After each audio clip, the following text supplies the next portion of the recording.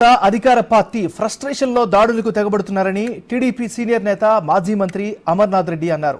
నిన్న ప్రత్యర్థుల చేతిలో గాయపడ్డ చంద్రగిరి టీడీపీ అభ్యర్థి పులవర్తి నానిని ఆయన పరామర్శించారు. తమ ప్రభుత్వం వచ్చాక అరాచక శక్తులను ఉక్కుపాదంతో అణచివేస్తామని తెలిపారు. మరిన్ని వివరాలు మా ప్రతినిధి దామోదర్ అందిస్తారు. పెద్ద ఎత్తున దాడులు కొనసాగాయి. ముఖ్యంగా ఏదైతే పోలింగ్ ప్రక్రియ తర్వాత పోలింగ్ రోజు దాడులు కొనసాగాయి. దీనిపైన టీడీపీ అభ్యర్థులు తీవ్ర ఆగ్రహం వ్యక్తం చేస్తున్నారు. మరోవైపు నిన్న మహిళా యూనివర్సిటీ వద్ద తెలుగుదేశం పార్టీ చంద్రగిరి అభ్యర్థి పైన జరిగిన దాడిపైన తీవ్రంగా ఖండిస్తున్నారు. ముఖ్యంగా దీనికి సంబంధించి మాజీ మంత్రి అమర్నాథ్తో పాటు పూతలపట్టు టీడీపీ అభ్యర్థి మురళీమోహన్ కూడా వచ్చి వారిని పరామర్శించారు. అసలు ఈ నిన్న జరిగిన దాడి, మొన్న పోలింగ్ సందర్భంగా బంగారుపాలెంలో జరిగిన దాడిపైన మీరు చాలా దుర్మార్గం. ఇది ప్రజాస్వామ్యాన్ని ఒకరిద్దరు అధికారులు కూనీ చేస్తున్నారు. ఆ ఒకరిద్దరి పైన చర్యలు తీసుకోవాలి. దాడి చేసినటువంటి వారిని వదిలిపెట్టి దెబ్బలు తిని ఆత్మరక్షణ చేసుకున్న వాళ్ళ మీద కేసులు పెడుతున్నారు. చంద్రగిరిలో కూడా నిన్న దెబ్బలు తిని ఆత్మరక్షణ చేసుకున్న వాళ్ళని బైండ్ ఓవర్ చేసుకున్నారు. దాడి చేసిన వాళ్ళని వదిలిపెట్టి ఊరి మీద వదిలిపెట్టినారు.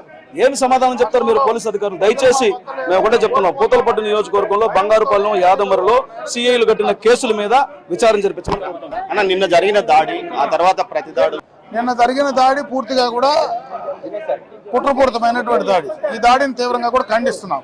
ఒక పద్ధతి ప్రకారం ఈ దాడి జరిగిందంటే పోలీస్ యంత్రాంగం తీవ్ర వైఫల్యం చెందింది. లోపలికి ఒక స్ట్రాంగ్ రూమ్ ఉండేటువంటి ప్లేస్లో మారణాయుధాలు ఎట్లా తీసుకెళ్తారనేది క్లియర్ కట్గా అర్థమవుతుంది. పోలీస్ యంత్రాంగం ముందే ఊహించి ఎందుకు దాన్ని కంట్రోల్ చేయలేకపోయారో పోలీస్ యంత్రాంగం సమాధానం చెప్పాల్సినటువంటి పరిస్థితి ఉంది. కాబట్టి ఈ కుట్ర కోణాన్ని ఛేదించాలా, ఎవరు ఆ కుట్రకు వెనుకున్నారో వాళ్ళు బయట తీసుకుని. చిత్తూరు జిల్లాలో గతంలో ఎన్నడూ తిరుపతి కానీ చిత్తూరులో కానీ ఇలాంటి ప్రశాంతమైన వాతావరణం ఈ జిల్లాలో ఇలాంటి ఘటనల వెనక ఎందుకు వాళ్ళు దాడి చేశారు? ఏమైనా ప్రక్షేషణ లేకపోతే ఏదైనా అంతమొందించాలని ప్రయత్నించారు? ఎప్పుడు ఇటువంటి పరిస్థితి గతంలో లేదు. చిత్తూరు జిల్లా మొత్తం కూడా శాంతియుతమైనటువంటి వాతావరణం ఉంది.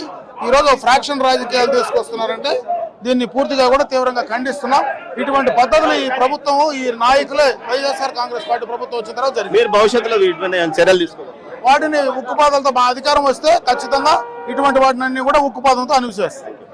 మొత్తం మీద నిన్న జరిగిన ఘటనపై మాజీ మంత్రి అమర్నాథ్ రెడ్డి సీరియస్ గా స్పందించాడు. భవిష్యత్తులో ఇలాంటి ఘటనలు జరగకుండా ఏదైతే పోలీస్ అధికారుల నిర్లక్ష్యం ఫలితంగానే ఈ ఘటన చోటు చేసుకుంది, దీనికి సంబంధించి మొత్తం మీద పూర్తి స్థాయిలో